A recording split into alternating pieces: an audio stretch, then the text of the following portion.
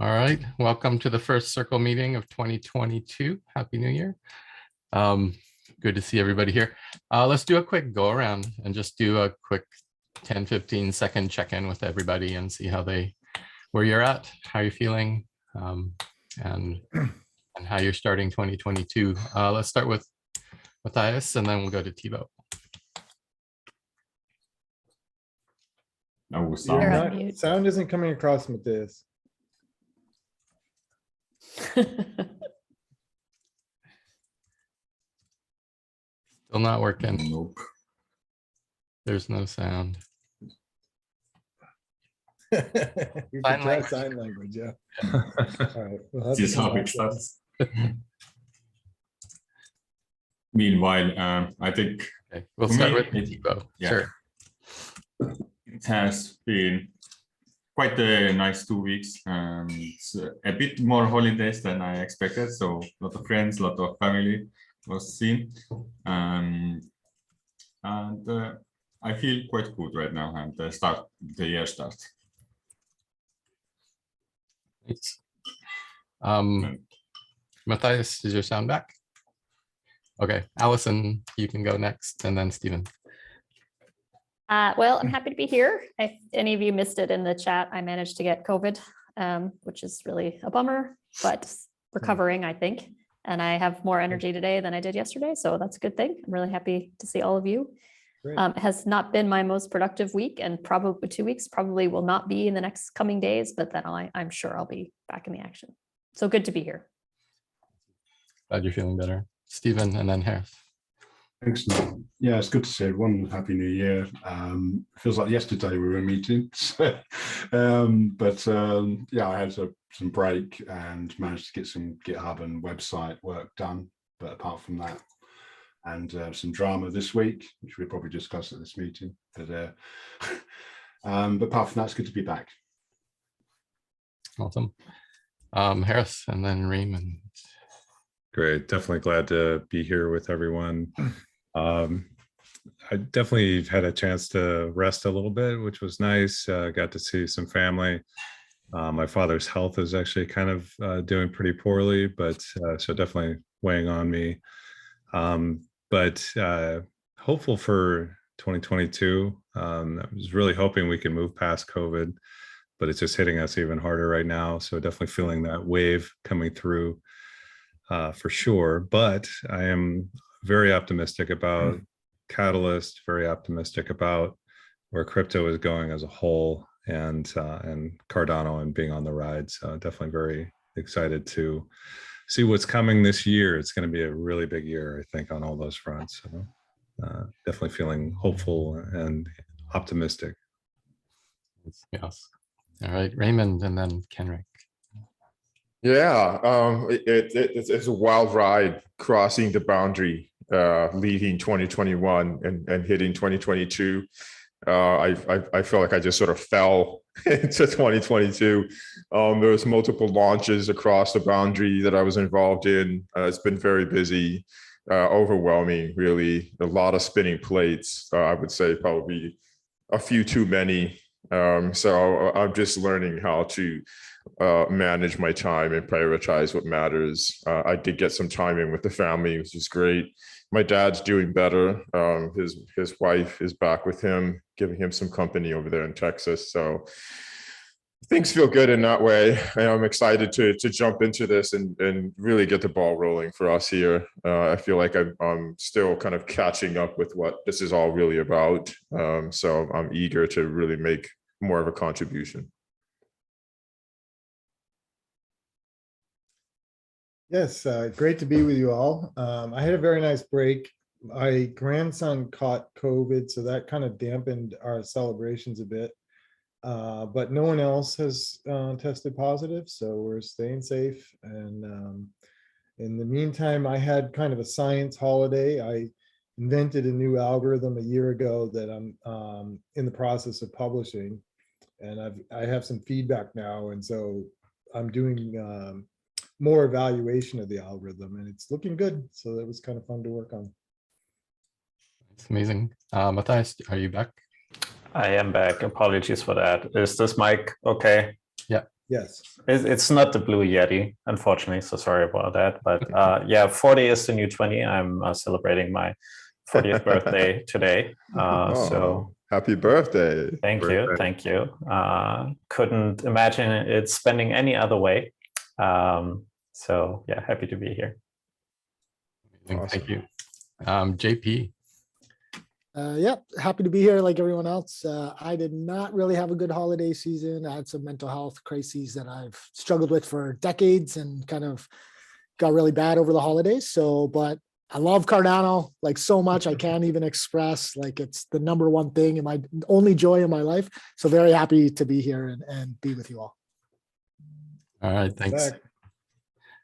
For myself, I had a pretty nice, relaxing holiday with the family. Unfortunately, at the end of it, one of my kids got COVID, and then all my kids, and then my wife, and I'm still standing strong and don't feel anything yet, but I'm bracing myself for a little bit of downtime because I imagine it's just a matter of time. But yeah, double vaxxed, boosters, and this new variant is still like breaking through and taking people down.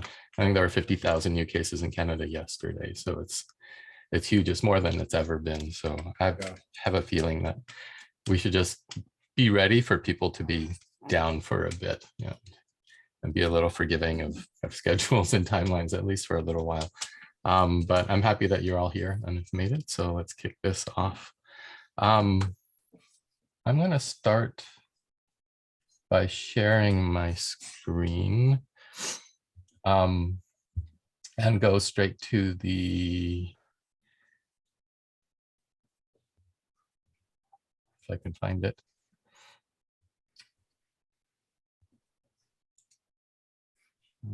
The prioritized problem board.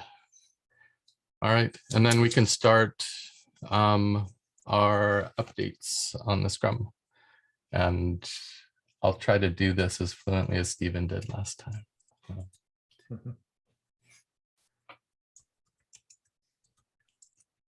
So let's start with Tevo. And that would be then signing. You mean Toolmaker? Oh, yeah, Toolmaker, or is it label? We have Just labels click right on, now. just click on the Toolmaker label. Yeah. Okay. Just have to click on the label, Murray, if you just find it. I can find one. There's one. Okay. Yeah, there. Okay.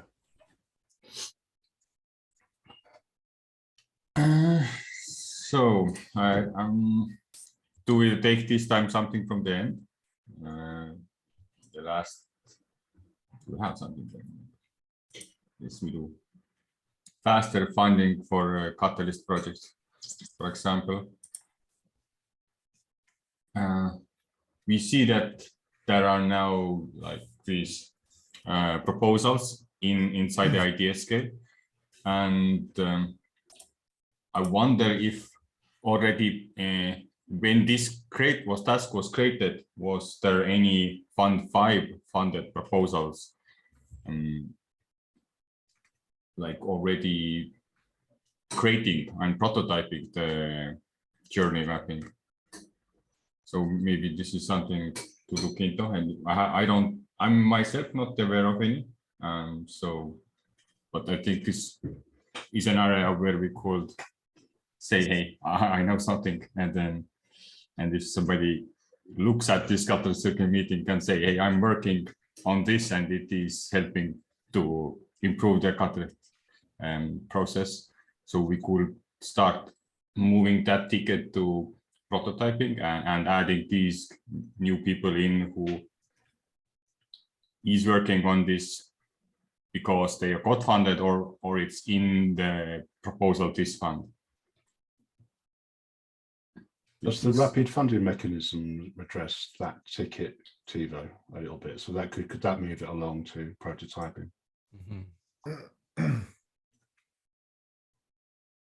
Yes. Yeah.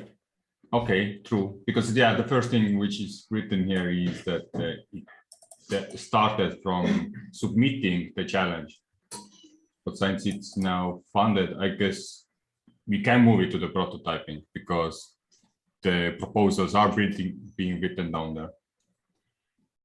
Yeah, and if we could put it in the notes of that issue. I think the issue was raised before the rapid funding mechanism, or whatever it's called, challenge was voted for. Yeah. What we would need to validation reporting. So is the clear core of after the challenge ends, or we actually need to see some kind of execution for the proposals? Like what's the how long that task will live on this board? What's the end goal? The next columns are validation or reporting. So we probably should keep track of the proposals funded through the rapid funding mechanism, or the team that's there now, and maybe work with them to get a report after we see what happens with Fund 7. But don't we want to put some clearer like goals beforehand to make sure that we hit or miss with this kind of problem? Like what makes it, yes, it's completed. It's we can move it to the integrated and accepted. You mean what criteria should there be, Tevo? Yeah. So Yeah, I think that's a good topic to discuss as one of our agenda items. If not today, then at the next meeting. But I want to make sure that the stand up right now moves quickly. We should really be talking about what we did since the last meeting, what we're going to do next time, and if you have any blockers. Okay, on the Git, that thing I didn't do in no tasks, didn't no additions. Main work was on VCA task, because I took it quite personally, that there is a bit of different change in the way community adopts. That problem sensing, I'm not sure is there the task for the problem sensing too, but basically I did a Miro board, but it's not finished. It's like 70% gone through. Wasn't that many like responses. Surveys are quite hard to capture, but it was enough to get something new and interesting what I would have not thought about, and that's already a good assumption. But rest of that, if you're expecting like pre-made work and the research for this particular task in the GitHub, there I have nothing prepared. Right. Any blockers that you're hitting that you need help from the other circle members with? Nope, not particularly. Okay. Thanks, Tevo. Matthias, how about you? Nothing on the board. I was busy putting out fires. There is still a meeting that needs to be scheduled with Harris, but he's talking. I saw just prior to the meeting, he put the agenda item on it. So we might touch on that very lightly. I think that's a catalyst concern. So yeah, nothing to report to the group in terms of prioritized problems. Okay. Any blockers? No, not a blocker, because I think we find a time to schedule, right, Harris, next week. Okay. Yeah, that can work. Great. Okay. Thank you. Allison, for the general voters. Okay, so I've neglected the board a little bit here, but I will say that I meant to add 2 items to the backlog. One is around better auditing of project status. So Harris, I think that's something that IOG is working on, but it's something I've heard a couple of times through the community, that more visibility and auditing and tracking of projects that received funding would be welcome. And the other thing, I've heard a lot of chatter about the lottery system for rewarding CAs, but I probably will pass that over to Kenric to deal with, as that's more in his area, and I think it's already under review. what I'm going to work on. I need to get back into my office hours so I can do better at sensing problems. And I'm recruiting good help to assist me with tracking and documenting and reporting on the problems that we sense. And blockers, if anyone could figure out how to get me back to 100% more quickly and regain my energy more quickly, I would love it. Aside from that, no blockers. Thanks, Allison. Stephen. You're muted. I know, I'm just unmuting myself. Sorry, I just got distracted a little bit there. Okay. Yes, I have one problem, which is, oh no, I don't. I've got more problems, have I? Okay. Okay, almost non-existent collaborative layer to welcome newcomers, and that's an old one from Circle version 1. I haven't done any work on it in the past few weeks, but I do have a playground session with Gimbal Labs on Tuesday about this problem. So that's what's going to happen, and that's good because hopefully lots of people will come together and discuss this issue, and I can bring that feedback back to Circle. I don't have any blockers. The system to track, visualize trust and participation is a kind of a shared issue amongst all of us. So that picks up on what Allison was just saying. I can put references in chat, but I am working a lot on auditing stuff, like with an audit Circle proposal. I'm part of the Auditability Challenge team, as well as that is quite relevant to community governance oversight a little bit as well. So I can provide all the links to that for you, Allison, if you need to know about all of that from the auditing side. And the Circle relationship with capitalist proposals, I think, again, that's a shared issue that we discussed amongst ourselves, and I think it's static. If I may add, related to the Toolmakers Maintainers, the trust and participation, this Tuesday there was a Gimbal Labs playground and discussion, like Gimbal tokens and like tokenomics and reputation in general.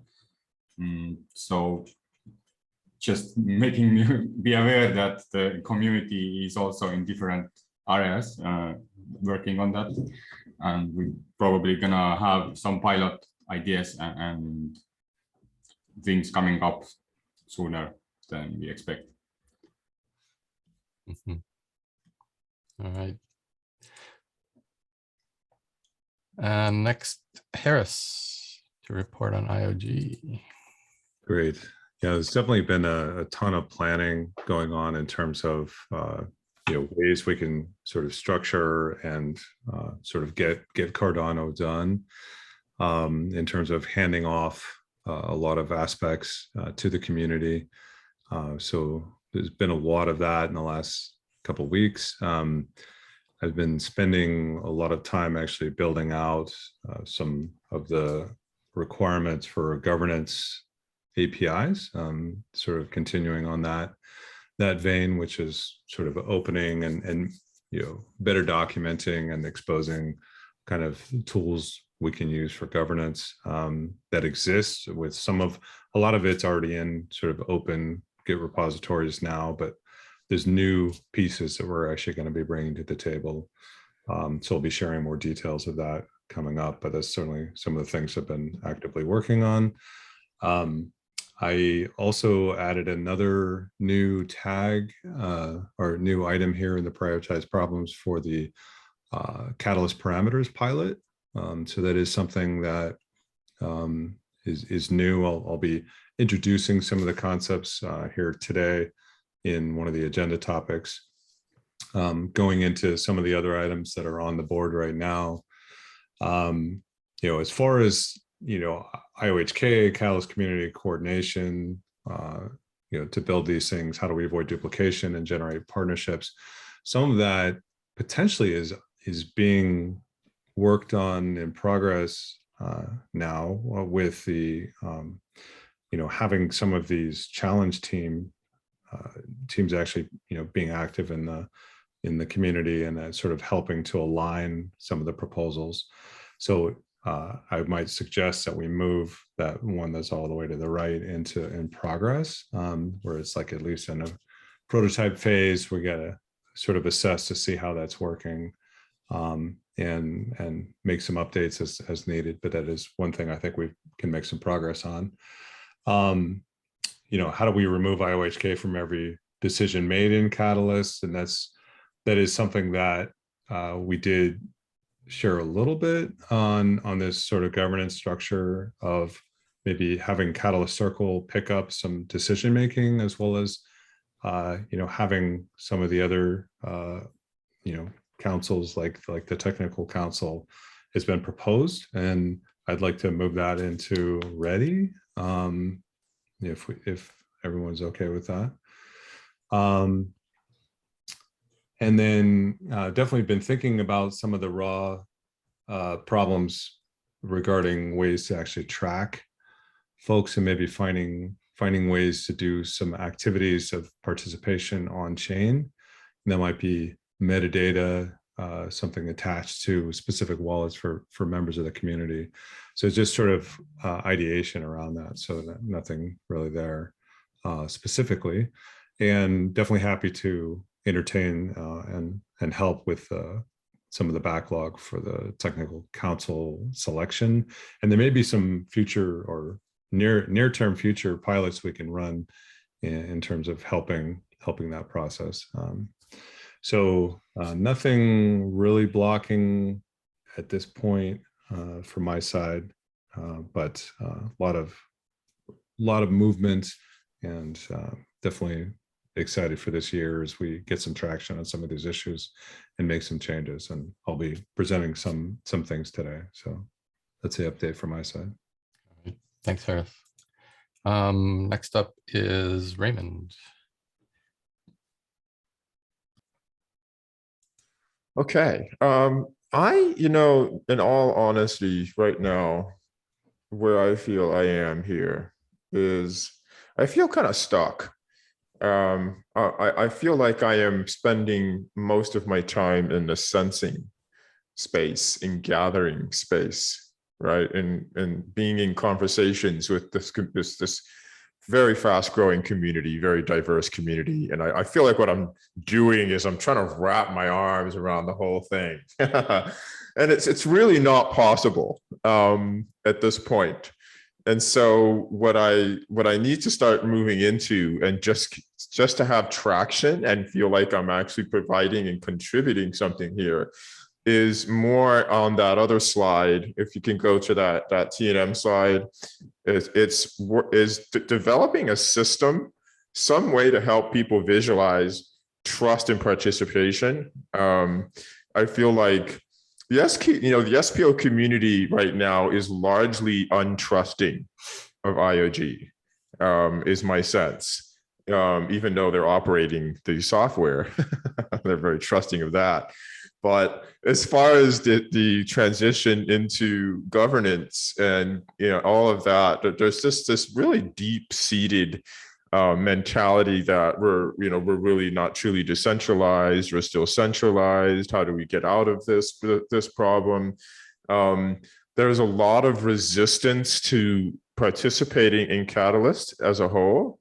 I think there's a lot of fear that it's too time-consuming. There's a lot of fear that, and this is one of the things that came up recently that maybe Kenric will speak to, and others later on, is the trust in the CA process and some of the pockets of collaboration that have developed there, and maybe some bias that's also developed in that space. So trust is a big deal, and getting people to participate in a system that they don't understand how it works for them is very challenging. So the help I feel that I need, and what's blocking me, is maybe some workshop time and some collaboration time in developing, with what we already know and have, a way to take what I'm gathering and what I'm sensing and turn it into a channel or a portal, something that can start getting input and turn into an actual visualization for people. So to really give people a sense for where the whole ecosystem is as a whole with this issue.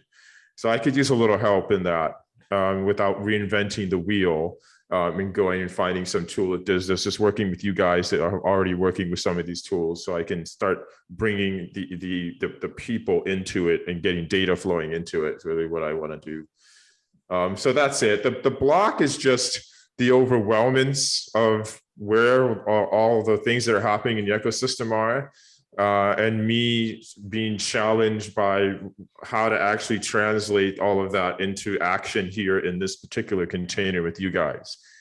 So that's where I need some help, is to sit down and work with some tools that you guys already have, and see if I can start bringing the feedback that I'm getting on a personal level and all the groups that I'm in into the system, so we can start to visualize it and drive a feedback mechanism back out and make some improvements on the trust and participation issue that I'm seeing here.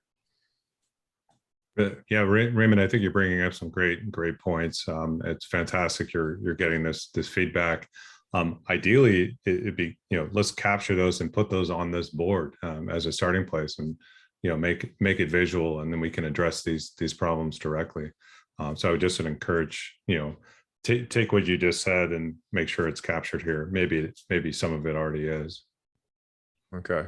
And I would just reinforce what he said, because I heard some of it in my CA meeting yesterday, similar to what Ray is expressing. Yeah, I think that might make a really good problem backlog, something that we're sensing right now as an issue, and it'd be great to get that on the board just so that we can see it and track it, and it doesn't kind of fall off or between the cracks. Sorry, I can help with that, Raymond, as well. We can always make a distinction between an issue and a problem. So if we identify issues from SPOs, we could see those on the board, and they wouldn't drown out problems. So I can help you with that in terms of how we could identify and then translate it to, say, a board like this. Okay. Thanks, Stephen. And I just wanted to touch really quickly on the SPO card that's in the shared with community column around the lack of a permanent undefined or miscellaneous challenge bucket. I know we have a miscellaneous bucket now, but I'm kind of focused on the word permanent right here. Do we want to make this a prototyping since we have it underway right now, or is it still like, does the permanent word at the front of this prevent us from moving it because it's kind of an experiment still? Well, from my understanding, this last fund does, I don't know if this challenge is going to stay, but there are 2 SPO challenges in this last fund, right? Are those going to, is there anything that we need to do to keep the challenge, or is it already going to stay because it's a challenge now? As far as I know, challenges get revoted each time, except for ones that IOG themselves pick. Okay. So Well, yeah, we have an issue on that though, too, that I raised, because I do feel like some continuity between the challenges is important. But designing how that would happen, needs some work and input. It's a challenge team issue. There is SPO challenges, like any other challenges, Raymond, need to be renewed by the people who are presented the challenge. If they haven't been renewed, they're not going to be voted for. I myself had to renew the improving auditability challenge. So, and it is an issue, as Kenric said, it is an issue of continuity. So it's a more general issue. So that is an issue. So what about, okay, so and the voting for this continuity or to make it a challenge that comes again, is that part of the general Catalyst voting experience, or is it a separate kind of vote that happens? It is part of the general Catalyst voting experience. It's in the challenge setting. That's where that is taking place. And so since we're hearing, this feedback, it can be pushed back to the SPOs and be like, hey, we need a special category for SPOs, or we need a couple of additional problems, or someone needs, and maybe it's driven from the circle where we suggest, or we, delegate that creation of that miscellaneous category every time. So we're sort of the watchers of that, and we're kind of, if we hear it, we should do something about it, ideally delegate that out to someone or one of our constituent groups, or we got to do it ourselves. Okay, I see. But that's the purpose of the circle, is to capture those things and make sure that they're getting addressed. So if development ecosystem needs to be highlighted, let's make sure it's on the list, and ideally championed by somebody that can then get people to vote for it. Okay. Yeah. Yeah, obviously very important. Okay, I good. would move that task to picked up because it is already addressed. The challenges are in. Now the question is, are the challenge teams going to stay to keep it alive over time? And if the proposals are going to vote to that. Yeah. Because people in the end gonna keep doing it. And if they get funded, it's probably gonna, even if it doesn't get funded for Fund 9, because people realized, oh, then we need to push for actually these challenges too. That's yeah. But basically, I feel like it's being worked at, and if we see results and new funding from this round, we can move it to prototyping. That's my assumption. I might support even moving that to in progress. Sorry, Allison. I heard two different things though from that conversation. One is about the miscellaneous challenge. The other is about the SPO specific challenges. So the miscellaneous challenge is in the voting now and will be voted on in Fund 7. But I'm logged out of Ideascale. I can't get back in at the moment. Did the SPO challenges or either one of them make it into the voting for this round, or did we miss that opportunity completely? Does anyone know? I believe it. Because we should clarify that. I'm pretty certain. That's what I need to find out. Yeah, miscellaneous is in as far as I know, and I believe there was 2 SPO items. Okay. Specific SPO challenges. So Which is not to say they'll be in Fund 8, but they will be voted on. Correct. So And- is everybody okay highlighting with that. moving this? Yeah, I'm okay with moving it. I just wanted, Raymond, just to make sure you knew that to tell your community to vote for those challenges so that they Yeah. they make it into the next. Okay. So and now, and the reason that those challenges are up for vote is why? Because the group that created those challenges are actually coming in and making that possible, or why is it up for vote again? It's voted each time, so that the community decides each fund what's most important to work on. Okay. So let me ask you this. Let's say the challenges don't get voted. These specific challenges that first came in here on Fund 7. Let's say they miss. Do they come up again for a vote on the following fund, or no? You have to bring the challenge back, right? Okay. Someone's got to bring it back. It could be the same challenge champion or same challenge team that could bring that back and propose that as a future challenge in fund, in the next fund. So yeah, nothing is automatic right now. So the idea is that all of the challenges are essentially decentralized. It's not IOG saying, oh, we need this and this. It is really the community that's driving that. Mm-hmm. Okay. Yeah, and the good side, what I'd say is the good side of that is it's progress towards the community driving what the agenda is. The bad side is that there's not sort of long-term planning in the way the challenges are being set. So not to rush ahead, but I put in the last meeting a problem that's called improving challenge continuity. So, Ray, if you want to post to that, the concerns you've heard from your community to that problem, that would be great. Okay. Right now it's in the research stage. Thanks. And I think there is an opportunity here for the circle itself to work with the callus parameters and maybe change things. Like I could see each of you representing one challenge as your community that you get to pick, and then the circle can ensure that certain things continue, and then the rest get voted in by the community or some combination of those.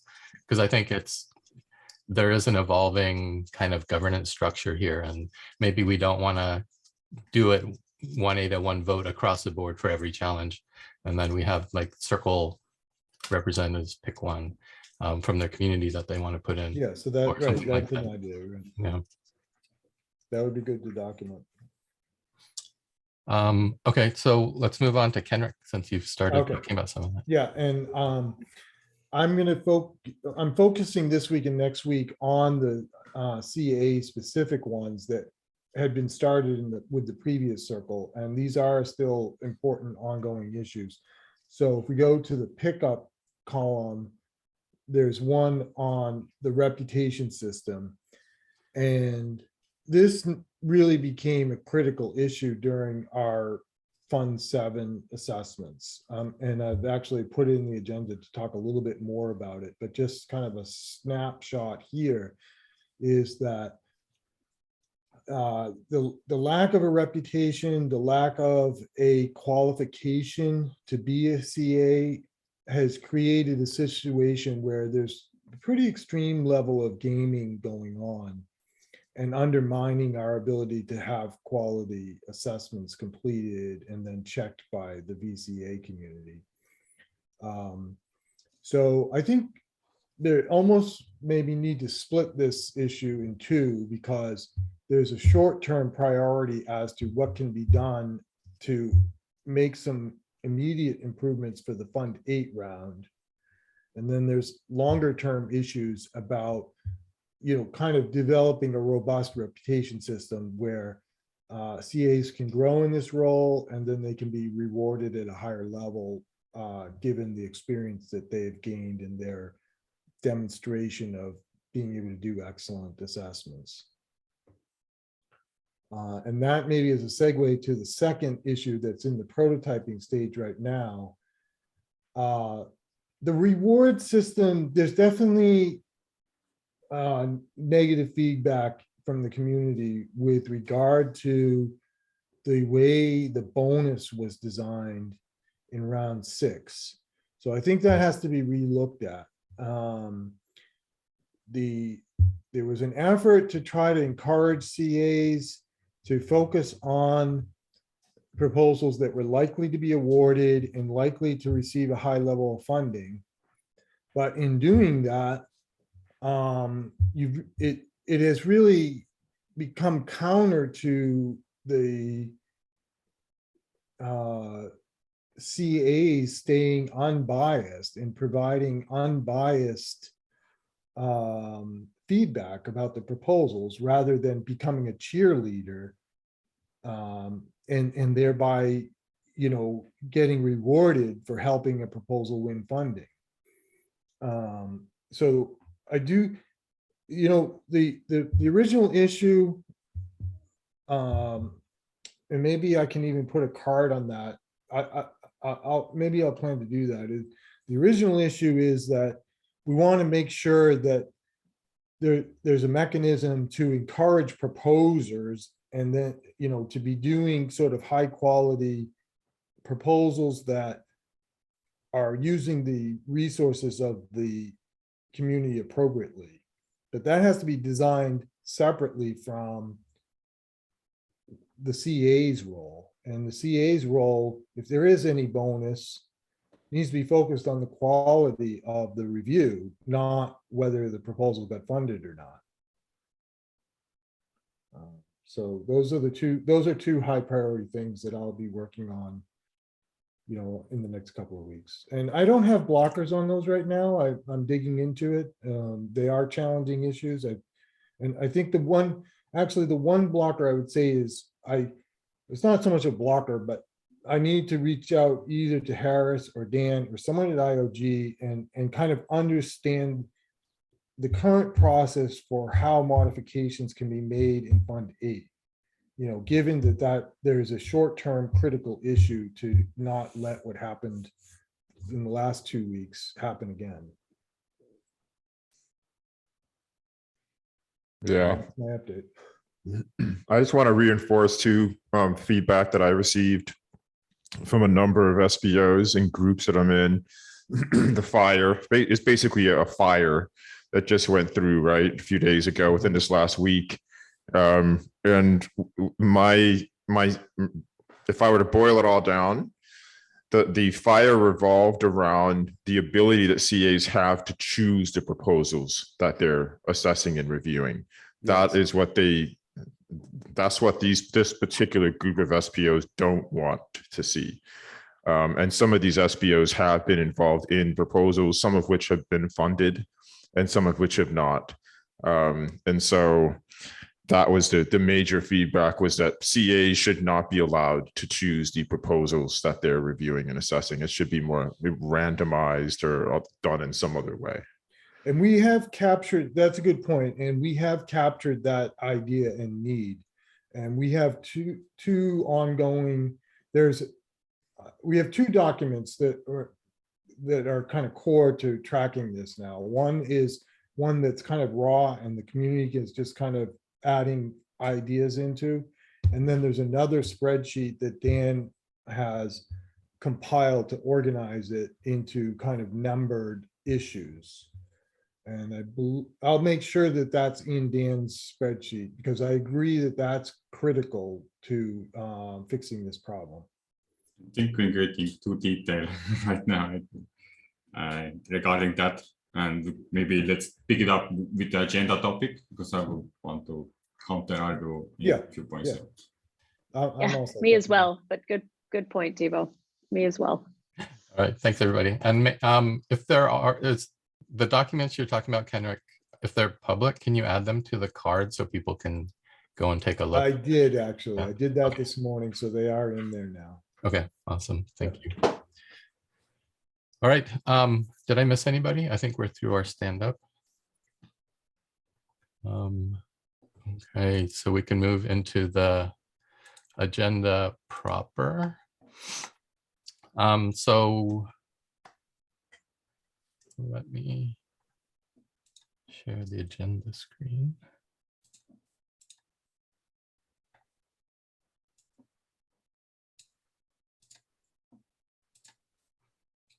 Okay, so the agenda for today, we have the first topic from Stephen on bullying on Telegram and the code of conduct. We have from Harris a review of the community moderation guidelines from Ideascale FAQ, Catalyst parameters pilot with Harris. Catalyst Circle is a funded proposer, KPI and status updates. I just wanted to revisit that since we have a status update due in a few days. And I would love to have the circle providing that rather than the admin team without a whole lot of context doing that. And then the last one is the Catalyst advisor's reputation requirements from Kenric. Does anybody want to add or remove anything before we get started? Does it look okay? I did. So Stephen, I wasn't sure if you're just focused on Telegram. You know, the agenda item that I have right after yours is that sort of the moderation guidelines. Our focus has kind of been on Ideascale. Yeah. I don't know if you want to combine these into one. No, I don't. No. Okay. I'd like to. I mean, if I could just. I mean, this relates to this issue I just posted in chat, and I'd just like to give. I'll try and make it as brief as possible. I raised this issue because a member of the community came to me and requested that I bring it to Circle's attention. And I see this is in line with the. If I could just. We'll keep it separate then. Yeah, that was my only point. But otherwise, I'm okay with the agenda. Okay. Okay. If I can. Any other concerns before we jump in? It's all set. Okay. Then Stephen, you have the floor. Sorry to speak over you, Harris. I didn't mean to. So So I raised this issue because a member of the community came to me and requested that I bring it to Circle's attention. It's in line with the intent of Circle as a human sensor array. This is not intended to be a prioritized problem, but it does relate to the general issue of codes of conduct in Catalyst and moderation on Catalyst Telegram channels. And personally, I don't think that Circle should weigh the merits of this complaint, but rather suggest the context in which it arose. And I know some people here are more aware of that than others. And on this subject, I'd just like to hear the views of people here, and then I have something I like to say after that. So if we could just go around and see what people think about this particular issue, those who are aware of the issues. Can we Wait, Stephen, I'm not sure of the question there. What are you asking for feedback on? Sorry, Feedback. Nori, maybe you were. Yeah, go on, Nori. Maybe you can summarize, Nori.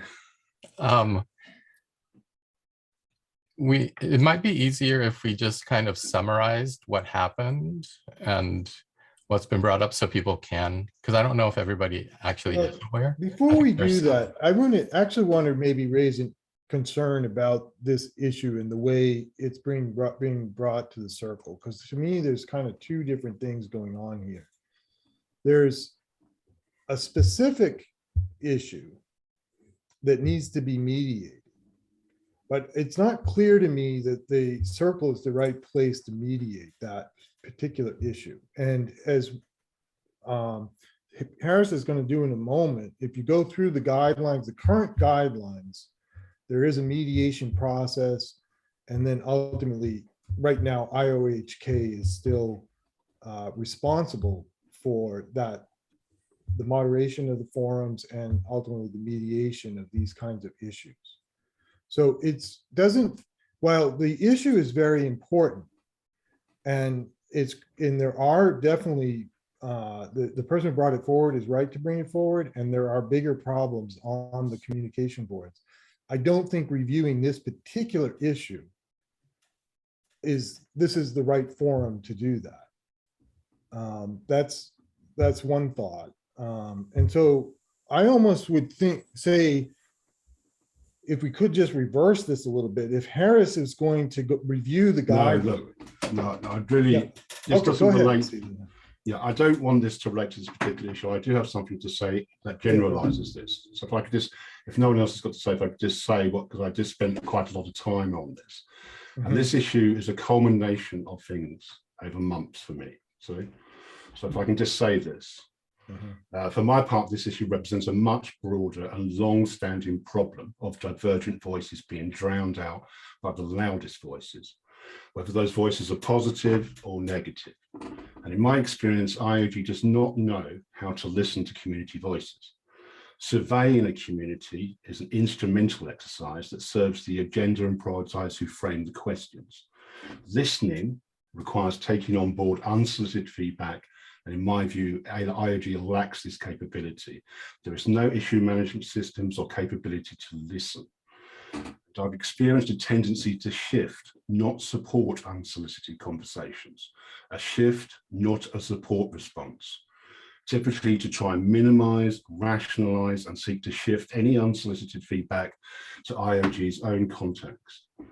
And Google's project Aristotle concluded that the successful teams listen to each other. And this is a skill that requires nurturing. So this issue does not want me to lead to regulate conduct, but rather to recognize and enable communities that are not heard at present. And there are many communities in Catalyst because this provides redundancy and diversity. And I think a blockchain may be permissionless, but there's no such thing in human governance. There is only a power vacuum which is quickly filled by might equals right. And that zero-sum game was the response to Kirsten's complaint, in my view, on Project Catalyst Telegram. And her concerns were quickly dismissed, and the narrative has moved on to the loudest voices. And it's because of this that I've left Project Catalyst Telegram. It's not a place that nurtures listening to divergent voices. I feel constrained there, and I know life is elsewhere. In fact, the only place I've found a positive development towards listening is away from the forums that IOG manage. That freedom is in Cardano's autonomous communities. So this is observations I've made over the past few months and how these kinds of things are responded to by IOG. And that's all I want to say. Yeah, that's very helpful, Stephen. I do appreciate that because that's hold on, Kenric. We have hands raised. So if you want to say something, let's go with hands raised since this is a pretty sensitive topic. And I want to give Matthias the chance to say something. I'm finished. Thank you. So to respond to Kenric regarding if this is an issue of the circle or for the circle or not, Kenric pointed out that the responsibility lays with IOG. But if IOG doesn't do what they said they were going to do, and this affects Catalyst negatively, it's becoming a problem of the circle, does it not? So, Sure. okay, that's what I wanted to say. Yeah, and to just clarify what I said, I meant that the broader issue certainly is something that the circle should be addressing. I just wanted to be careful about sensitivity to the individuals involved in the particular issue that was raised. No, I agree with that. I agree with that, Kenric. I agree with avoiding weighing up the issue itself because of the sensitivities. Yeah. All right, thank you. Raymond, you had your hand up, and I saw Allison as well next. Yeah, probably say it in the easiest way possible, and that is that it's the sense that I get. Part of what makes it so difficult is that I think IOG has a sense of what they want to get done and what they want to complete before they involve too much of the community. And what's happening is because a lot of this is taking so long, the community is getting impatient. They want to be involved and they want to participate much sooner than our process is ready for them to do that. So they're coming in strong. And there's also some confusion I've noticed. I've been in conversations a lot on Twitter. Kenric was, a witness to some of that, and also in some of the other groups. And that is that there's some confusion about what Catalyst Circle is, right? The feedback I'm giving people is Catalyst Circle is a laboratory for the incubation of community governance that is spearheaded and initiated by IOG. So it is an IOG entity, but it has seats that are being held by the community. And the reason that's an issue is because there's that trust issue again. There's this real trust issue that IOG as a contractor is going to just take off, do everything that they want to do their way, and not really listen to the input and the feedback that's really coming from the community. So building trust is a real issue. And at the same time, I see that part of what is making that difficult is this resistance overall that IOG has to get done what they feel they need to do from a contractor perspective before they can accept too much involvement from the community. So I just wanted to put that out. That's my sensor array in terms of what the SPOs are feeling is exactly what I just shared with you guys. Thanks, Raymond. Allison, and then Tevo. So first of all, Stephen, thank you for raising this issue. I do think it's important. I have a clarification and a question. The clarification is from reading through the commentary and hearing some of it before the meeting. I understood that the question was about bullying and conduct on the Telegram channels, which I think is important. I didn't understand, or I am learning for the first time from my perspective, the feeling that there's an issue with IOG moderation. And to me, those are two separate issues. But so I wanted to ask for clarification, if you could expand on how you see them. Are they related? Is the issue around how... I suppose I'm taking cue from both Harris and Kenric. I don't want to address the merits of the particular issue, because I do agree that that's a moderation issue. I just see this as a generalized thing. For me, it was like a final straw, this, because I've consistently seen a pattern of behavior from IOG, which might be called seeking control responses, rather on to seek to frame, to not listen properly, to shift always listening onwards to something, to some sort of rationalization, and not to what's called support listening. Okay, and I don't think IOG know how to do this, frankly. So that's the general issue. I think IOG are concerned with surveys, and that's a different thing. Surveying is research, and it's like soliciting people's opinions. When it comes to unsolicited opinions, and I've been tracking this, it's routinely sidelined. So unsolicited opinions are shifted, they're not listened to or supported in the jargon. And I would suggest looking at research and expertise on this, on listening from academia. Kenric might be familiar with some of this. Google's project on Teams and listening, there's another case study that's very informative.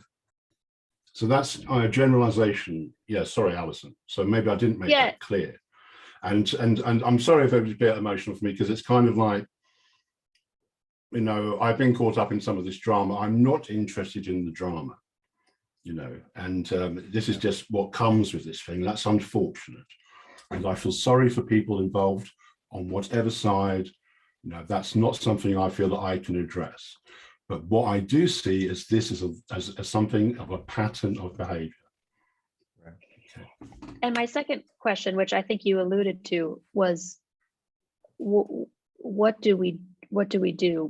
What's the having? I hear you, and I'm interested to know how to make things better. I don't want to cut. Yeah, I do have a couple of. I mean, the obvious headline ones is an issue management system. IOG has never had an issue management system, and by an issue management system, I mean for unsolicited responses. I don't mean for solicited responses. You know, where what comes from the community is heard, it's not contextualized, it's recorded. When I've tried to set this up, it hasn't really interested IOG as far as I can see. You know, IOG seems to be far more concerned with research, surveying. You know, this is a consistent theme in IOG's proposals as well. Or, you know, so, which is fair enough. That's an approach that meets a certain thing. What's lacking is an issue management system and a kind of working with the community on listening, you know. And I think there are actually communities in Catalyst who already do this, you know, after Town Hall and Eastern Town Hall being examples.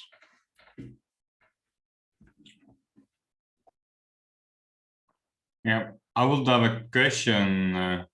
Does Telegram have community moderators, or it's only run by IOG? Because it's actually a kind of a common problem across the platforms. Even in Discord, which is built by community, we have had situations where I had to do a ban, kick, or mute. But I think it is something. Like if there are no community moderators in Telegram, maybe it's time to like, hey, who are people who want to help, who are willing to have that power and knows how to use that, who has some experience. Maybe there is some cross-pollination from moderators from Discord and who also use Telegram, so that these issues, what are being raised up, don't like fester and go to like attacking back and forth, but is more quickly like found. It doesn't solve the bigger issue what you kind of mentioned here, but it at least hides it, you know, from the newcomers and maybe makes it a little more how to say cultural. I mean, just to quickly respond to that. Yeah, I mean, certainly there are moderation issues, but my concerns are much more systemic and that much broader. It's more about, and that's just consistent feedback I'm getting from sections of the community who feel that they cannot be heard, particularly women and other people who are not assertive. And this is consistent over months. Okay, and I've tried to be patient over this. I've tried to work on this, and this is the final straw, frankly. You know, so it's about who is heard in the community and what forums hear those voices. What's the atmosphere in that forum? You know, Telegram as it is now only serves loud voices. Sorry, that's it. Thanks, Stephen. Harris, you have your hand up.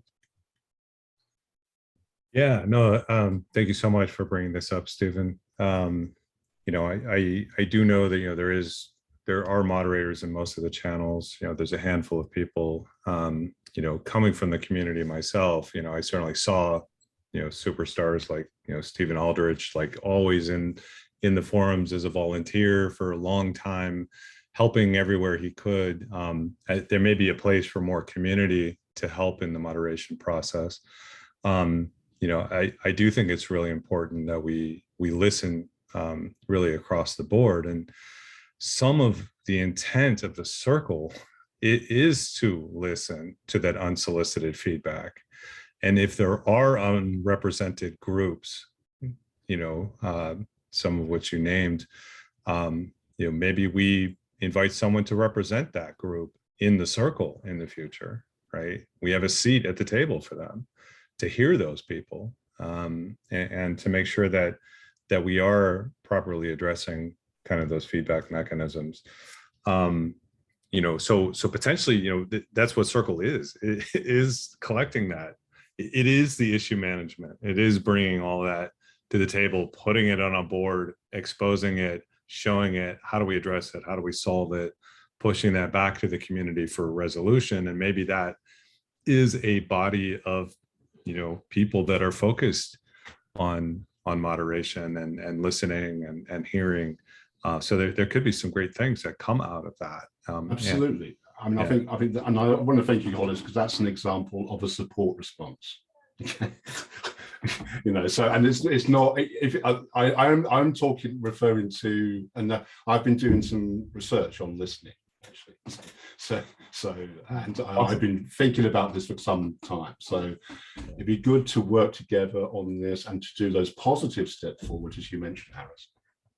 Yeah, because I do think a lot of these, you know, forums, especially like Telegram, is just, I mean, there's trolls everywhere, right? And we have to be careful with what is possible to even manage. But your main point of listening, I think, is something that we absolutely can address, for sure. So that was all I had. Thanks, Harris. Kenric, you have the floor. Yeah, and I just want to reinforce too, the context that Steve has brought to this issue is really helpful, and I am fully supportive of it. I had only been using the social media forums modestly, and you know, the Discord forum I feel pretty comfortable with in terms of the interactions there, but the Telegram channel absolutely is very problematic. And even, you know, having responsibility in the circle, it's uncomfortable kind of to step into what's going on, because there doesn't seem to be any moderation in the way issues are being discussed. And as I read through the guidelines in preparation for today's call, I did find it interesting, and but I also hear Steve saying that maybe in a sense the community hasn't yet taken it seriously enough, that the bullying, the harassment, and other forms of attacks like that are a security issue for the community. And that's why I posted a couple of references on that topic, where in order to build an open, cooperative community, you're making yourself vulnerable necessarily in order to facilitate that ability to cooperate with each other and be collaborative. But at the same time, you expose yourself to potential exploitation. And so if you don't have defense mechanisms to moderate the forums and help people decide, either they want to moderate the way they communicate so they can be a constructive participant in the community, or, you know, this isn't the right forum, or, you know, because the goals here are to build a collaborative, decentralized, cooperative community, and those have certain requirements in order to achieve that.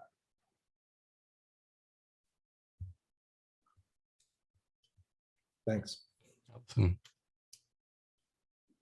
Yeah, so a couple of different thoughts here, both tied to my minority status. So obviously I am a woman and the only woman here. And it is puzzling to me why we don't have more women represented in Catalyst and in Cardano and in blockchain, and divergent voices, as Stephen put it. The one, of course, I'm the most familiar with is being a woman. And so I honestly am asking the question, and I'm interested to hear feedback from everyone, from the women who feel like they haven't been treated well, and from the ones who aren't here. But continuing with the minority theme, I have to also say that I actually really like the Telegram communities. And I guess I'm very much in the minority with that opinion. But I did want to say that I have found the community helpful. When I have a problem, I post it in Telegram and somebody answers me almost instantly, often Danny, but other community members as well who are volunteering. I've made friends through different Telegram channels. The Telegram groups were some of the first places that I told people that I had COVID, and the reactions were heartwarming. And so I wanted to both recognize that everybody's experience and every woman's experience is not mine, but I also did want to share that I am having a different experience than what I'm hearing. And I'm interested to learn more and hear more about other perspectives that are different than mine. Yeah, thanks for that, Allison. I'll say that some of the discussions are continuing diversity inclusion Telegram group. And obviously what I say won't apply uniformly to everything. There's no universal rule here, you know, so, but I get a lot of feedback on this from not just from women, typically from people who do not want to be engaged in drama and a certain aggression that comes out in particularly the CA Telegram channel and also the Project Catalyst channel. And it doesn't also, that's not always like that, of course. You know, the atmosphere of a public discourse will change, but it's about how that consistently happens. And people say to me, oh, Catalyst is not for me, because when I go along, this is what I encounter. I'm invisible. And that's not just women, by the way. That's people who feel that they can't maybe be as assertive as some other people, put it that way, or are not seen, they don't see people like themselves here. Okay, that's the other thing I hear a lot. Okay, so of course it doesn't mean we're all horrible people, you know. It's just the other thing is how, and I'm not blaming IOG here. I think it's a lack of, in my view, a lack of capability. You know, we're all quite, in a sense, we're all amateurs, you know, in how to deal here.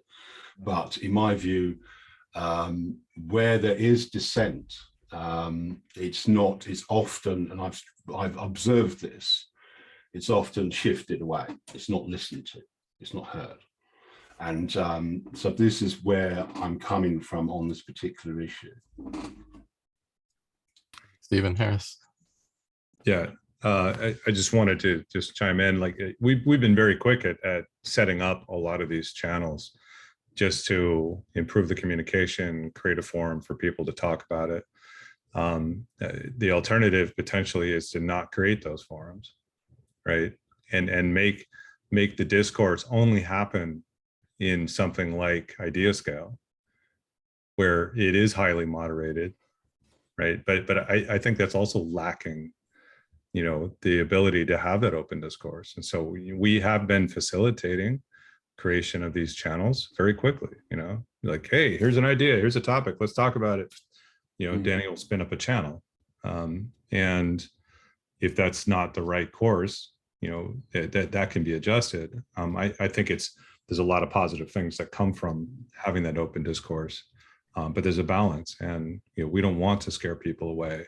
Maybe we highlight the main channels, our Ideascale, where there is good, you know, reasonable representation, hopefully, of people that can present any idea from any channel, from any corner of the world of any minority group that is then voted on, right? I mean, if I can quickly respond to that, I mean, it's not, my own position is that I'm very much a supporter of diversity of opinion. And that means that people will not agree with each other. And some people can't actually deal with each other on that basis. I've like, from a kind of how distributed governance should work, I don't have a kind of idealistic idea where we're all going to sit around a campfire and sit kumbaya. I think we'll actually have different communities, you know. And this is said to me as well, that where is the space for me in Catalyst? And that's the key. It's not necessarily, I actually don't support regulating speech or particularly moderating a forum particularly. It's about where can people go? You know, it's like for their own, not just the minority group, for their own style of discourse, you know, as well. So. Thanks, Allison. Yeah, and I think, Stephen, the last thing that you said there, the style of discourse really struck a chord for me, because I am actually a fairly loud and assertive person myself. So perhaps the culture of Telegram suits me, which is an interesting revelation. But the question then is, and I'm asking from an honest place of wanting to know, how do we bring in the voices that have a different style or a different culture around communication? How do we listen to the voices that aren't that abrasive, assertive, loud style? Well, I think Circle, I think Harris had a point about Circle, and that's part of the reason, arguably, why Circle was set up. It's probably the first movement in that direction. But I think in some ways, I don't think you can. I think there is, in the sense of us going to different communities. I mean, I think, as Raymond might know, some SPO communities are very different from other SPO communities, as you know, and we won't all like each other, you know, and that's okay. Okay, it's fine, you know. Well, you know, it may not be fine when people throw things at each other, you know, but you know, it's about going around different places and listening to people, and this is how distributed governance will happen. It won't happen by having to lump everyone in together and treat everyone as one thing. That just not one word, in my view. Okay, this is going over the time allotted, so I'll let Matthias have a word, and then I want to kind of start to wrap this up. Matthias. Yes, then I'll limit my response as it relates to the next item, because Harris mentioned that Ideascale is moderated. And yes, there is a moderation team, but as he knows, and many of us here, over the past few weeks, there have been conversations that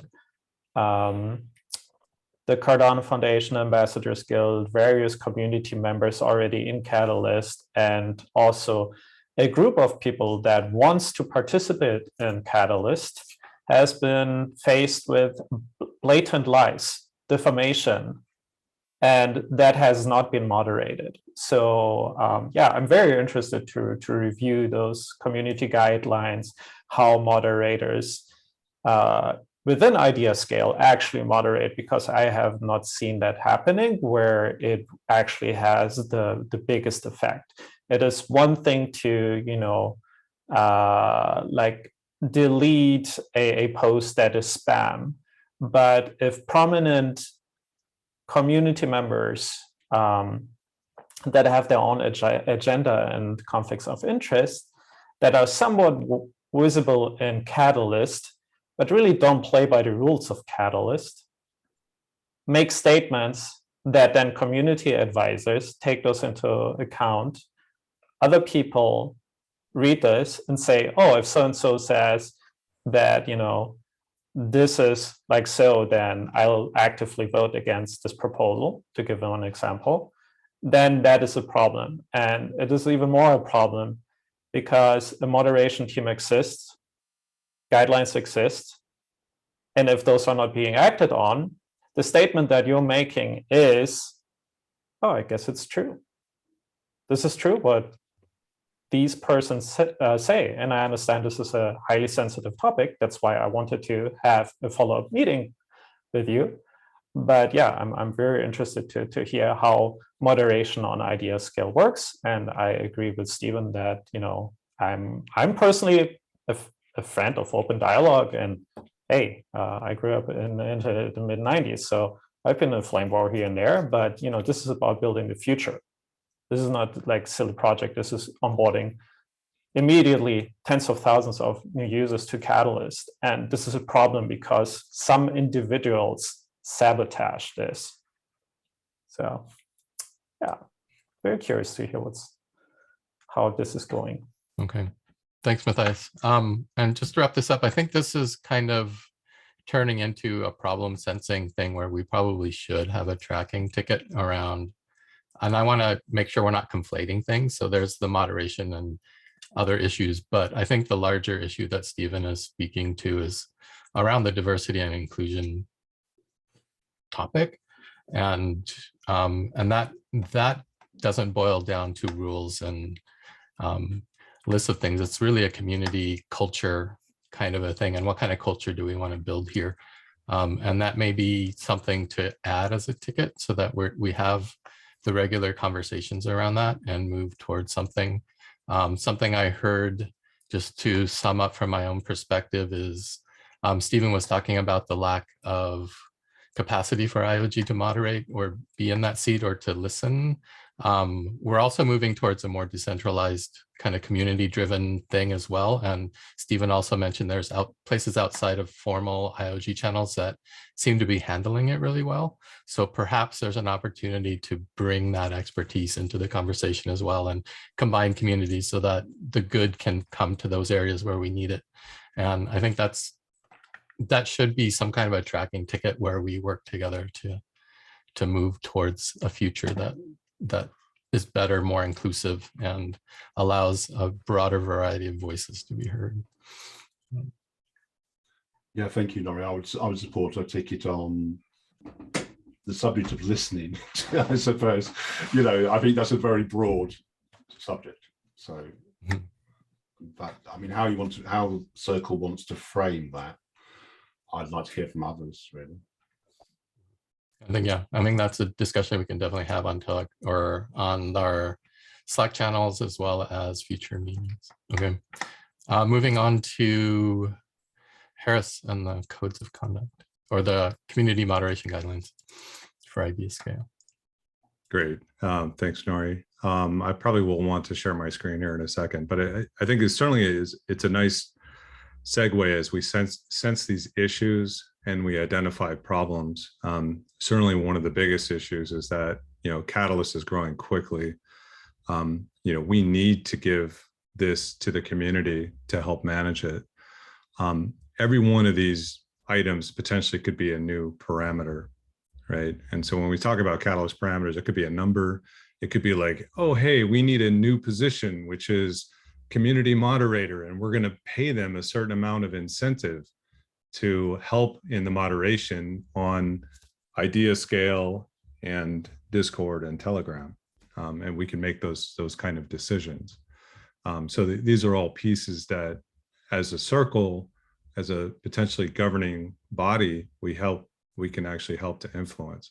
So that way, it's not just under the domain of IO, that it's brought up by the community. Solutions are proposed by the community and or IO or the Catalyst Circle, and these things can come together. So these proposals can be brought up. We can create incentive mechanisms that can be decided and enacted, ideally by these governing bodies moving forward. So that's not necessarily in IO's domain. And that's really a lot of the intent. So for this segment, really my focus is just to highlight that community guidelines exist. So I just want to bring that up really quick. Once I find my right screen, okay.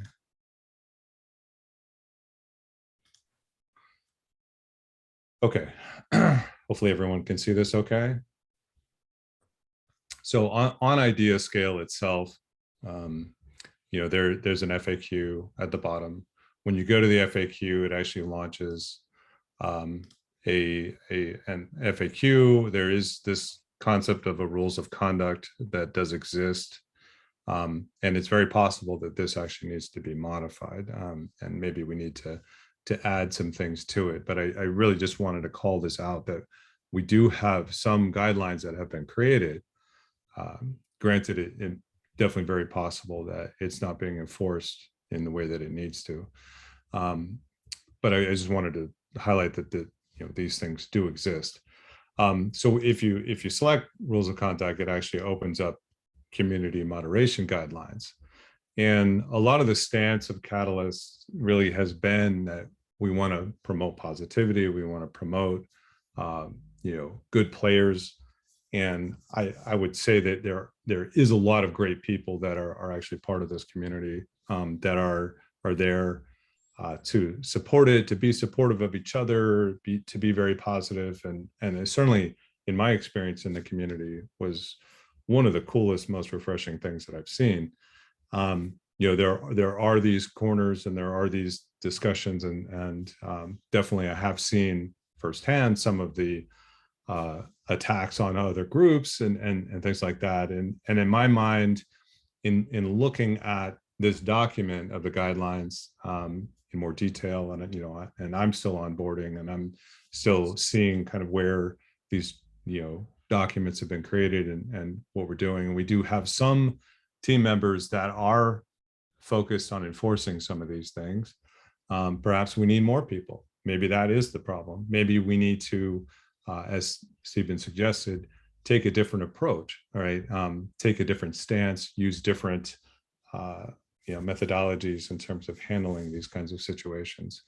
But you know, the intent is to, you know, be a great citizen, to be supportive, you know, to build up each other and build the platform together, right? These are all part of what we want to see in the community, and hold yourself, you know, and others to high standards. And so we need to work together to prevent harassment. And maybe there's better flagging tools. And, you know, we certainly are hearing it from the circle. I mean, you guys certainly are bringing it to our attention.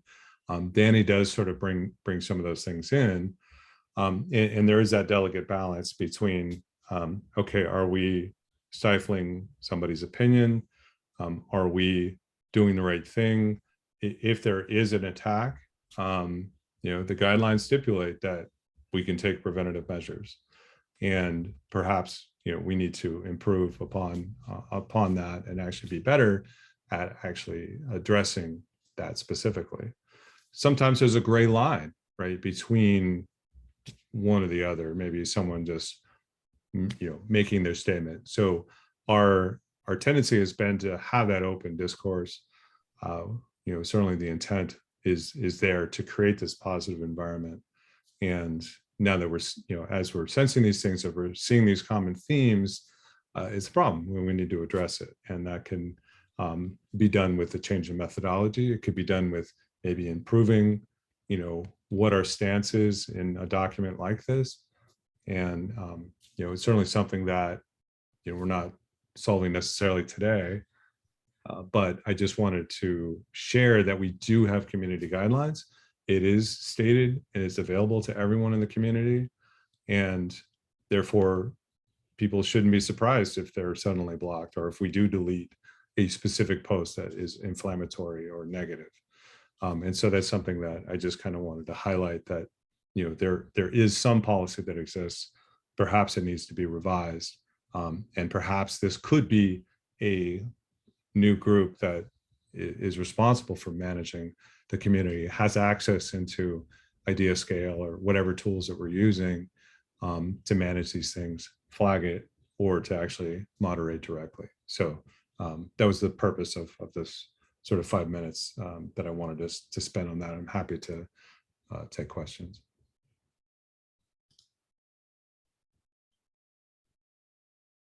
Kenric, you have your hand up? Sure.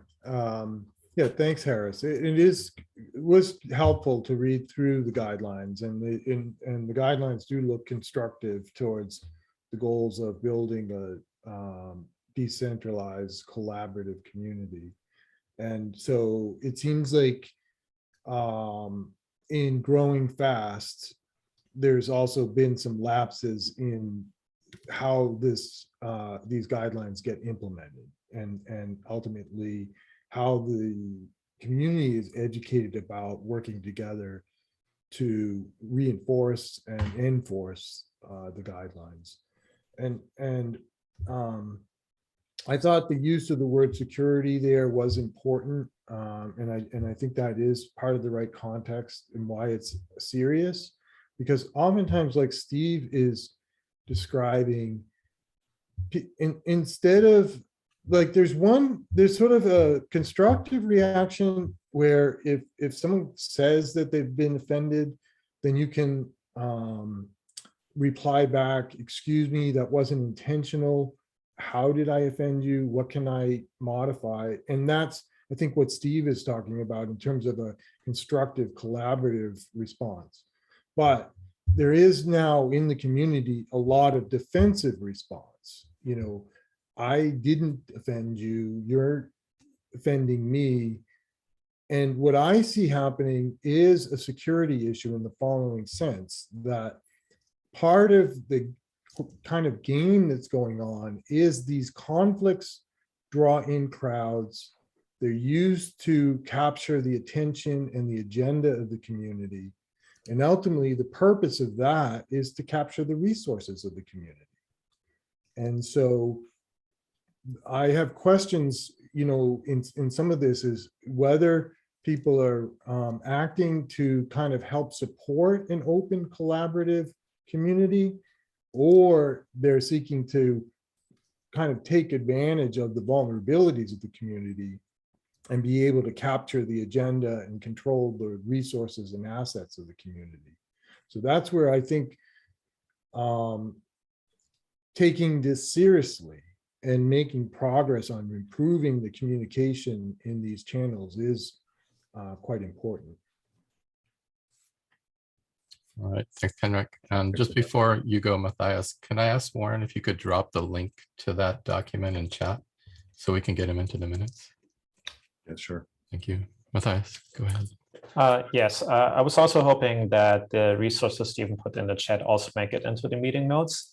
I think I want to not discuss what the actual guidelines are, but even as they are right now, and Harris mentioned that, you know, there would be banning of members, potentially, right? If they continuously don't play by the rules, by the guidelines. Now, my question is, are you prepared as IOG to ban the CTOs and other executives of partners of IOG? Because it seems like a little bit of a conflict of interest there. But if you have a moderation team that is solely comprised by IOG, it's kind of what you have to do, unless the community trust is, you don't care about that anymore. And I don't think you don't care about that. You need the community trust. So that's a difficult position, right? Yeah, I mean, it can also involve calling out specific people, right? If they're, you know, we have a great partnership with an organization, you know, that is certainly one thing. But if you know, they are not abiding by the rules, they need to abide by the rules to make a safe community. And, you know, we probably can do more to enforce it. So are we going to have the discussion next week? Let's do it. Okay, thank you. All right, thanks for sharing that, Harris.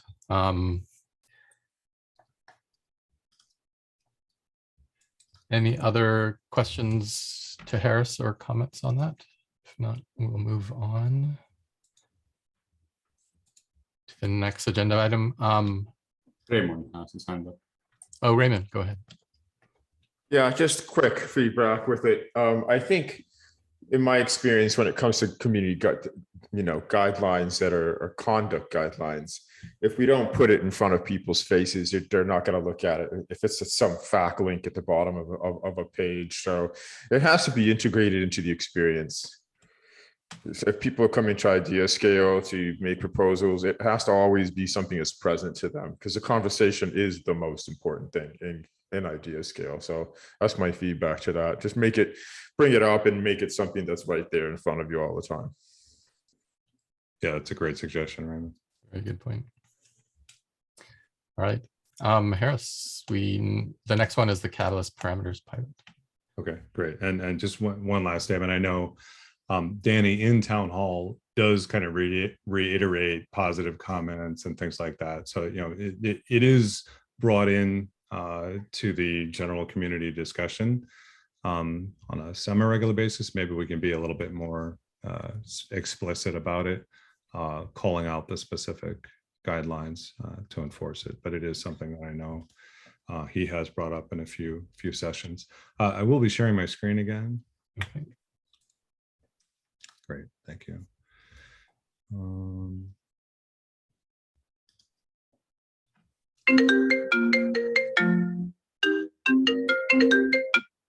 Sorry. All right. So hopefully you can see my screen now. Going to present mode.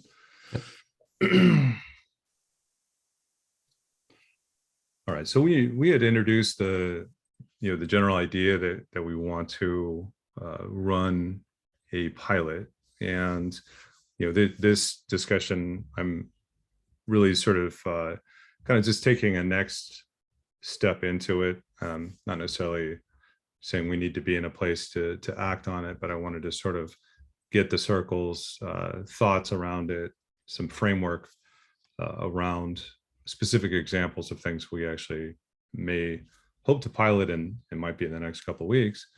But the idea is that we want to have that discussion, help move the needle forward.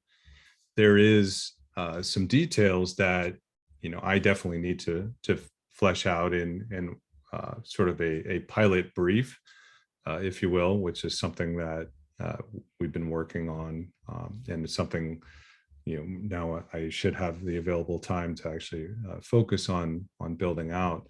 But I wanted to kind of give a preview of some of what's coming, and to sort of open the discussion to this shift of allowing the circle to be more influential, to help identify parameters and things that we need to change and adjust. We have a set of working parameters right now, and that can change. We can add new ones, we can adjust existing ones, we can add ones to support future planning and future initiatives that we think are important as an organization, as a circle, as a governing group, listening to the community. So these are things that I just wanted to kind of plant this seed. Certainly happy to have some discussion around it today, but it's not intended to push as this is something we have to focus and decide on today or in the next week or so. But I wanted to get this in folks' minds. So I've got just 15 minutes sort of slated for this. So we presented at Town Hall this concept of this governance process, and actually having these parameters, and this is sort of one of the first things we're intending to pilot, is to have Catalyst Circle and a Catalyst Technical Council help to codify these parameters. And we can use processes, we can reinvent processes of what we think is going to be needed to support this, and we get to sort of hammer some of this out and try things out as an experimental sort of body, which is what Catalyst represents. Is we want to iterate and try things and do things quickly without completely overthinking it, giving enough structure, without being bombarded with a specific, you shall do this process. It's like, no, we want to invent and go through iterations and actually try these things and see how it works, and then take that feedback and make it better and better over time. But so the idea of a catalyst parameter is kind of any of the levers that we think we have to make adjustments to how Catalyst works. If that's spinning up a new role, if it's creating an incentive, rewarding people in just the right way. And I know it certainly came up with the community advisors and their incentive schema. That's a great example of a specific parameter that the circle could actually help to decide. And so we'll talk through a little bit of some other examples in more detail in this few slides that I have here. So what parameters do we consider first, right? What is good to start with? And kind of the goal is to start really simple. Let's pick a couple of parameters, try to work those, and this is kind of what I want to get the circle to think about, is what should those parameters be? Should it be, rewards distribution date, should it be something like a community advisor incentive based on quality versus lotteries and these kinds of things. So those are today written in documents that are kind of decided, talked about with some of our research team, and then experimented on fund over fund over fund. And instead of IOG making that decision, that can come from the circle. And that's the intent of this pilot. So today we have a distribution date for Fund 7. It's February 3rd to the 10th. That's been communicated to the community. This is sort of the guideline we're operating on. There's some justification for why the distribution date is there, and I'll show you a little bit of an overview of all the dates related to Catalyst and how we're doing planning and things like that. So Fund 8 is potentially slotted to have these specific dates in mind. And so when we are planning on the next fund, these parameters are talked about and sort of discussed. And then they're sort of written down and then shared with the community. And then Catalyst as an organization, we really try to adhere to, hey, we told the community we're going to go with these dates unless there's something that really gets in the way or something has changed or some holidays or whatever, potentially things can shift. But we really try to hold the line. If we said we were going to do something, we would do it. So reward distribution date, that is one parameter of a list of parameters that we're currently looking at for every fund. And so this could be one that we could consider in helping to make a decision on. There could be other dates. And in fact, I'll show you some of those other dates that exist. And I'll share this presentation with you folks. But, general, overall fund start and stop dates, insight sharing. Right now we have slotted weeks specifically for each of these steps. Maybe we need less time. Maybe we need more time, right? These are all of these dates potentially are parameters that can be changed and set by the circle based on feedback, based on speed, based on wanting to get paid faster. All these things are parameters that can be discussed. How much time do we have in the assessment and the QA period, the proposer flagging assessments? There's specific dates that are established. So these are all things that can be brought to the circle, that can be decided on. A proposal could come from the circle itself that says, hey, we need to do this faster. We need to change, the incentive mechanism for community advisors. Great. Let's come up with a proposal. Let's create that proposal. We have this concept that we have additional resources in the Catalyst Technical Council that could review that proposal and be like, hey, that's great. Or like, hey, there's an issue and it could be gamed in this way or this way based on thinking about it. But that proposal could come from the circle, could be deliberated on, shared with the community, shared with the Catalyst Technical Council, and then sort of brought forward. So this is just sort of a view of all the parameters in Catalyst that we're looking at now that we would like to have controlled by the circle and the Technical Council as the intent. And I'll step through a couple more slides and then I'll sort of open up for some discussion. So another good one is the proposal acceptance threshold.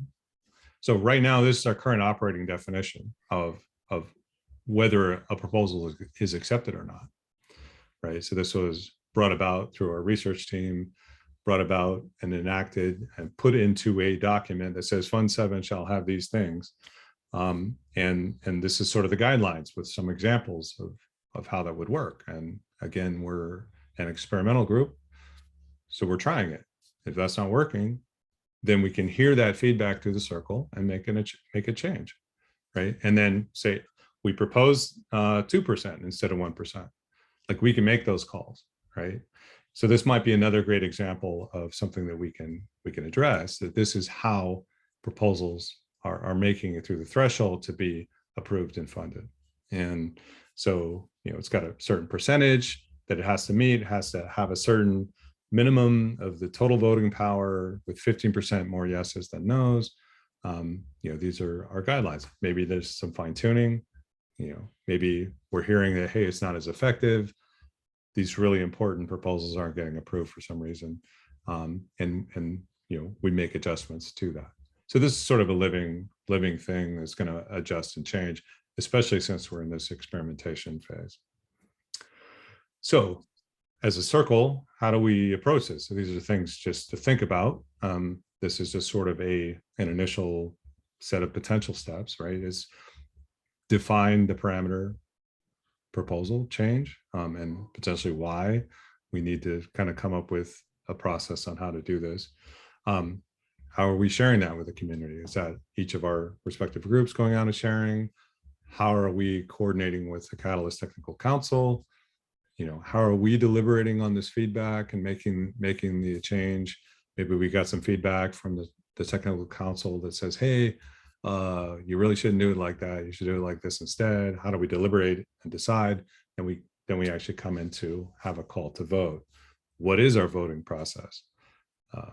Right now it could just be us raising our hands in the middle of this Zoom meeting and saying, hey, okay, this is our vote.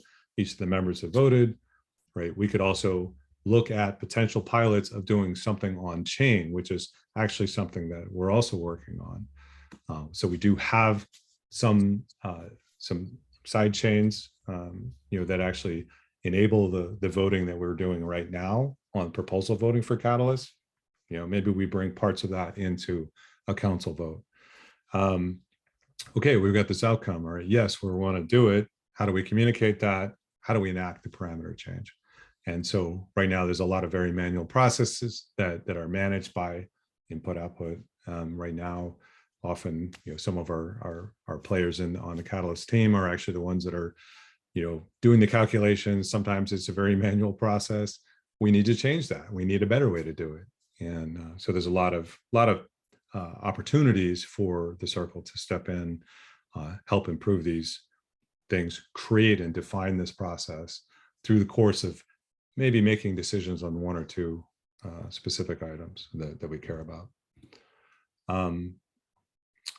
Yeah, and one of the things that I think has actually shown up as a problem is, the Catalyst Expert Council right now has just been appointed. How do we vote for those folks in the future? And so as we're thinking about our future governance in the next year,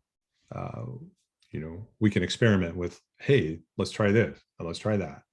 And so that's kind of an overview of the Catalyst parameters pilot. Catalyst parameters seems like a very technical kind of term, but it really just comes down to what are the variables, what are the dates, what are the incentive mechanisms, and that can come from our experience or from other groups that have insight to help solve these problems. But at the end of the day, we need to define the process for how we'd like to conduct this and to make good quality decisions, making sure that we're hearing from the community throughout the process, and that as representatives of the community, that's kind of what we're here for. So I'll open it up for questions or feedback. Harris, does anybody have any questions or feedback for Harris? Yes, I just want to thank you, Harris. That was great. Over the holidays, I forgot to mention it in the stand-up. I met with Joe Allen, who's lead on the Audibility Challenge team and is a co-proposer on the Community Governance Oversight proposal. And we had a couple of evenings of discussions about what we'd like to see from IOG to start to plan for oversight of this process. And the main question was, what will be the roadmap? So what you've said is great, because we can then have a roadmap. And hopefully we can get together with other people on the oversight aspect of that and take this information that you've given and progress it. Thanks, Kenric, and then yeah, and so it's great kind of to see progress towards taking more responsibility, but I also feel like there's some very important steps that are precursors to this going well. And a couple of those are, I think the legitimacy of the circle has to be strengthened a lot. The current process for selecting the circle members is only involving a few members of the community. So there's still feedback and concerns in the community about what the real legitimacy of the circle is. And so if you're going to move forward with being more than a problem sensing team and actually being responsible for parameters of the community, you first have to strengthen the legitimacy of this group.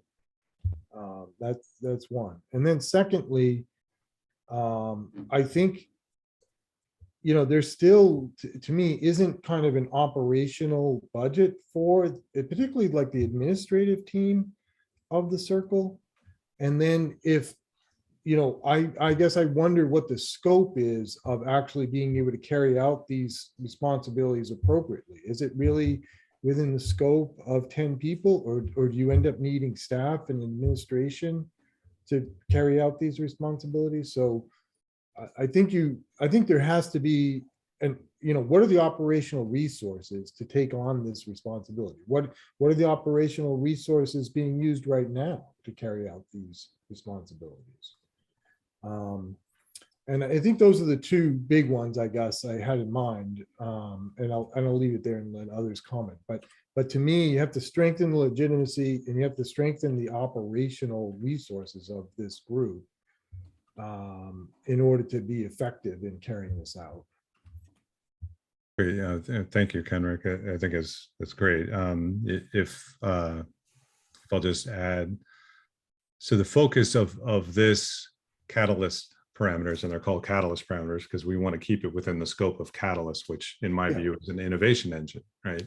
It's not necessarily solving overall governance of the world or overall governance of Cardano even, but how are we managing and iterating at this sort of smaller scale? And that's kind of, the intent. So, if we're just an experiment, the legitimacy is valid, and there will be future governance that will be built up out of this.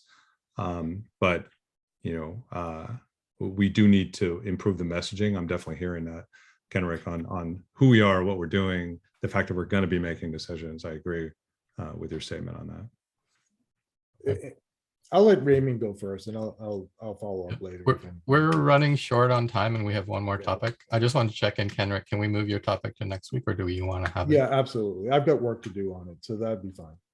Okay. And we are running out of time, so let's take Raymond and then Tevo and wrap things up.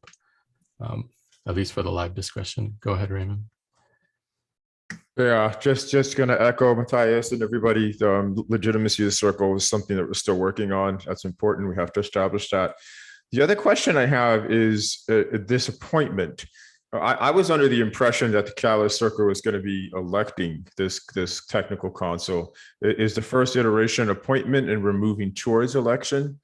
So I'm a little confused about that process. And then my last question would be, is this particular presentation you just did, Harris, just now, the place where we would bring in and introduce something like, let's change CA's, ability to choose proposals. We need to make this something that is different. We can't let them choose their proposals. Is this where we would bring that in to a vote? Yeah, so potentially, it is a place where we could bring that into a vote for sure. That is the intent. And I do want to address your first point, but I'm sort of I sort of forgot what it was, but it was the appointment versus election of the technical council. Yeah. So right, the intent is that we will elect those members in the future, in the near future.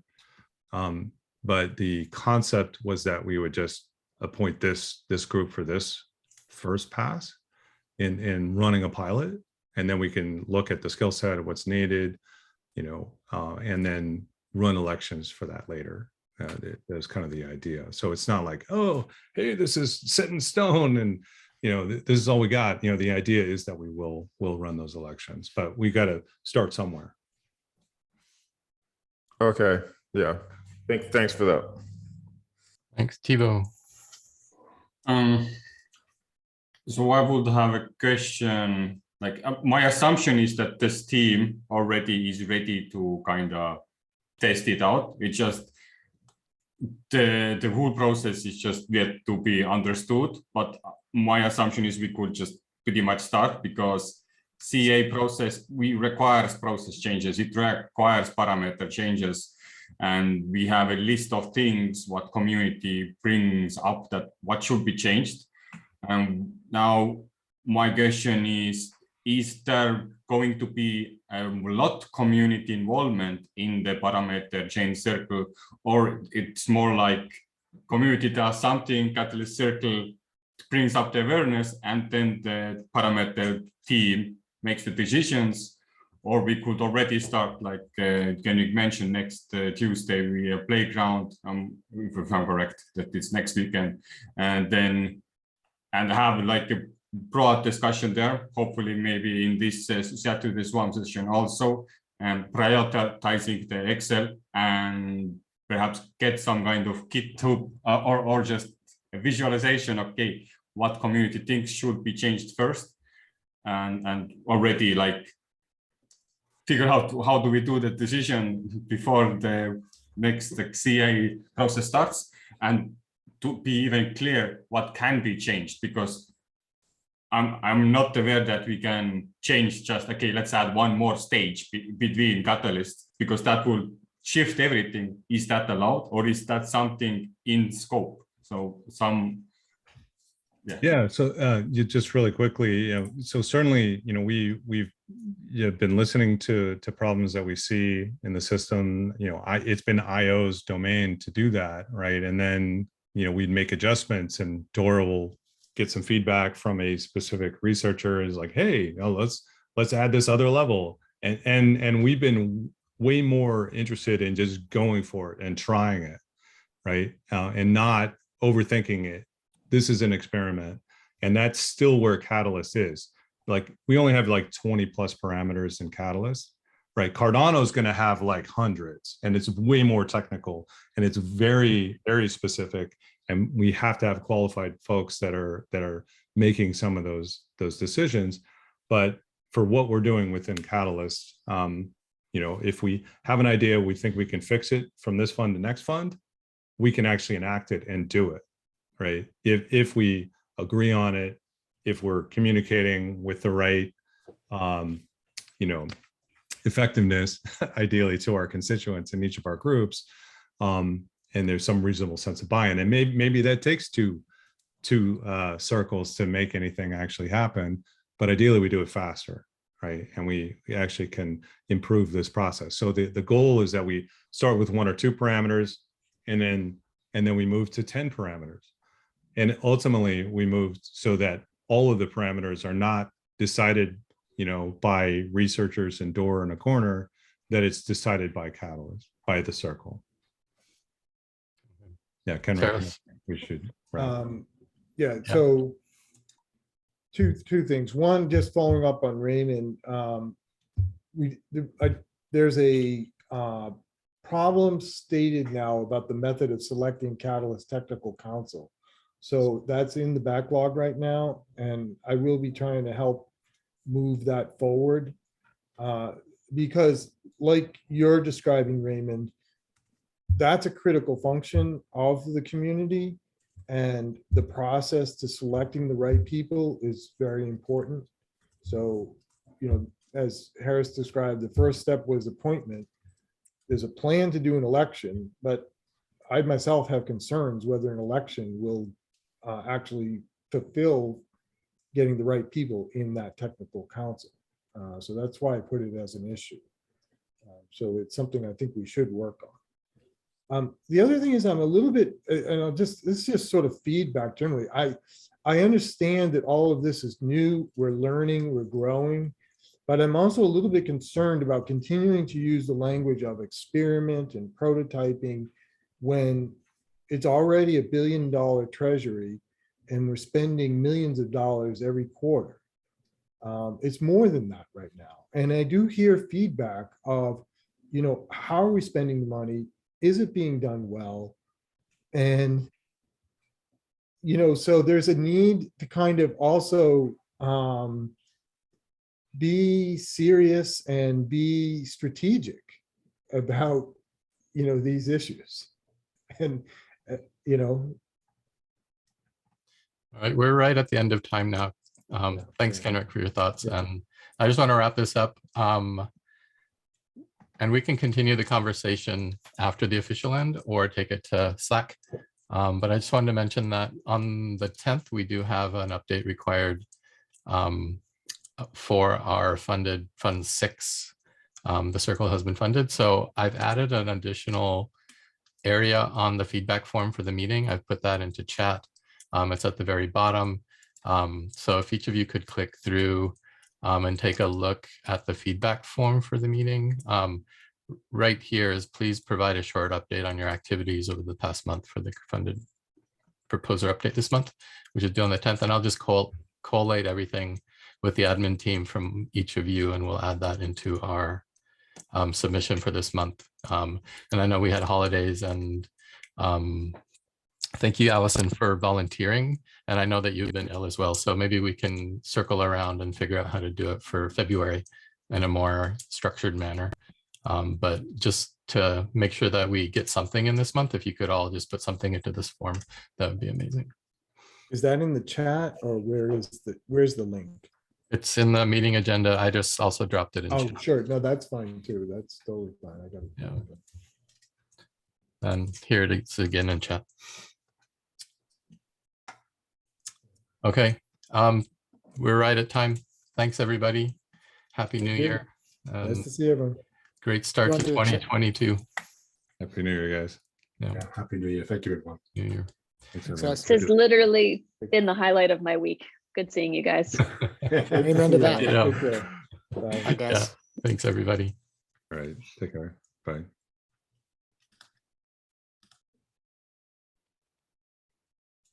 Recording off. Just a sec.